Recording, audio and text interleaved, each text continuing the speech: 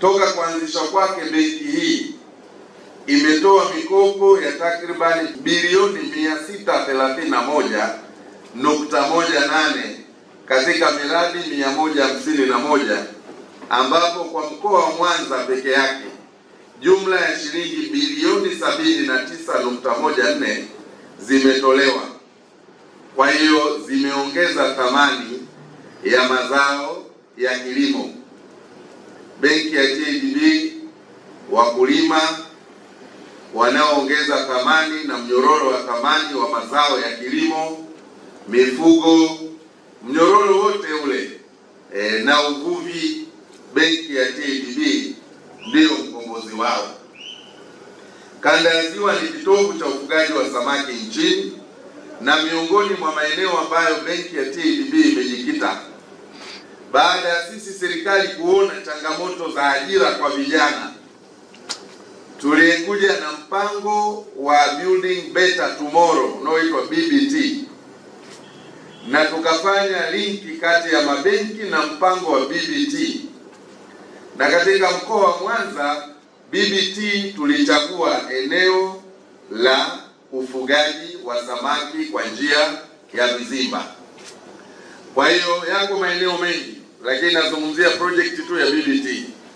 Kwa hiyo kwa kipindi cha mwaka wa fedha 24-25, wafugaji wa samaki kwa njia ya vizimba waliopatiwa mikopo yenye thamani ya shilingi bilioni 7.5 kwa mwaka tu 24-25, bilioni 7.5 zimetolewa na benki kwa vikundi 47, vyama 14, na hapa sizungumzii vyama vya siasa, nazungumzia vyama vinavyofanya shughuli za kimaendeleo au vikundi vya maendeleo, watu binafsi 12, na nitawafanua vizuri hapo baadaye, na makampuni 4.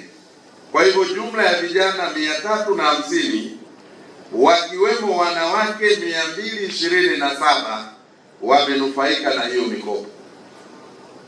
Kwa hiyo ninachokusudia kusema hapa ni kwamba fursa za mikopo kupitia benki ya TADB, kupitia mradi wa kuongeza ajira kwa vijana, yani BBT, bado zipo na wananchi. Ndio maana tumewaleta leo wanahabari, kwa sababu wananchi walio wengi hususan vijana, kwanza wenyewe ni wagumu kutafuta habari za fursa. Kwa hiyo tumeona nyinyi wanahabari, inawezekana wengine mkawiwa kwamba mfanye specialization yenu ya kutengeneza na kumarket fursa zilizoko ndani ya serikali zinazowawezesha vijana kuweza kujikwamua kiuchumi. Watu wengi wanasema Gen Z, Gen Z, Gen Z, na wengi wanasema hawasikilizwi. Lakini wakati mwingine ni propaganda zenye nia ya kuchonganisha serikali na jamii yake, kwa sababu hawa watu 300 wanufaika wa mikopo, vijana 350 wa hapa Mwanza, kama wasingesikilizwa na serikali kuhusiana na changamoto zao, kuhusiana na kutokuwepo kwa ajira, wangewezaje kujua kwamba benki ya TADB inawapa mikopo, tena mikopo yenyewe haina riba. Serikali imeondoa riba, ni sifuri kabisa. Ukikopa milioni 100, manager unalipa shilingi ngapi? Milioni 100. Sasa bado BBT ipo na TADB bado inatoa mikopo katika mnyororo wa thamani. Sasa sisi tuliokopa TADB, sisi tuna riba, lakini serikali ikasema hawa vijana wanaojitafuta na maisha waondolewe riba. Meneja, sisi wakopaji wa kawaida riba ni asilimia ngapi?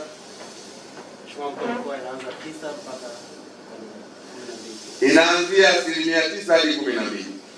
Lakini kwa vijana ambao wamekusanyika wakawa na kikundi chao, serikali imesema wapewe mkopo na waondoleeni riba kabisa, sifuri.